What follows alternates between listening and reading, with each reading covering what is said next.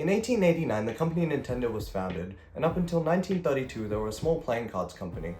They soon diversified into children's toys up until 1972. However, in the early 1980s, they diversified into electronic games, such as the Game & Watch in 1980 and the Donkey Kong arcade game in 1981.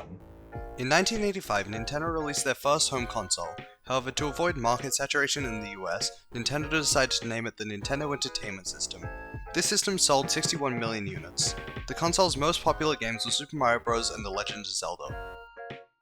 In 1991, Nintendo released the successor to the NES, the Super Nintendo Entertainment System.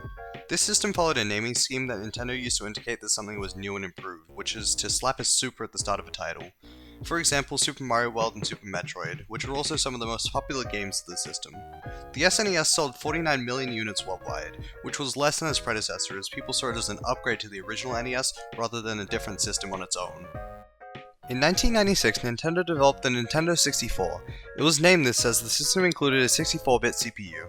This was the first Nintendo system to fully run 3D games, creating a new era of video games. This system held some of the greatest games of all time, such as Super Mario 64, Ocarina of Time, and GoldenEye 007. The Nintendo 64's lack of hardware revolutionized 3D video games, as the system's cartridges couldn't hold many 3D levels, so Nintendo decided to put multiple objectives in each level in Super Mario 64.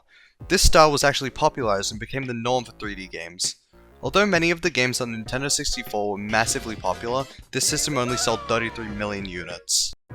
The Nintendo GameCube was released in 2001. The GameCube was the first Nintendo console to use discs instead of cartridges. Despite this console having incredible games like Super Mario Sunshine and new features like the mini DVD format and internet connectivity for a few games, the GameCube performed terribly, selling only 21 million units worldwide. In 2006, Nintendo launched the Wii. With this console, Nintendo tried to appeal to larger demographics and cater to all age groups by making the system more oriented to family-friendly fun. The Wii was an instant hit. The Wii's controller was shaped like a TV remote and had very basic controls, allowing new users to understand how to play fairly easily. This console had games such as New Super Mario Bros. Wii, Mario Galaxy, and Wii Sports, which appealed to a diverse range of audiences and age groups. The Wii ended up selling 101 million units. In 2013, the Wii U was released. This system had a controller with a screen on it named the Wii U Gamepad. Although this was a great idea, unfortunately it was executed very poorly, as the gamepad was often underused and couldn't travel far from the system without it disconnecting. The system also had very poor games such as the fourth New Super Mario game and Super Mario 3D World. This system only sold 13 million units.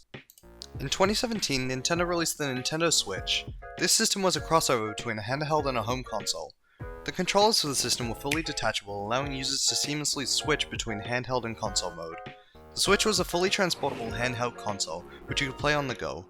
The Switch had incredible games, with launch titles such as Super Mario Odyssey and Breath of the Wild. These games are widely popular to this day.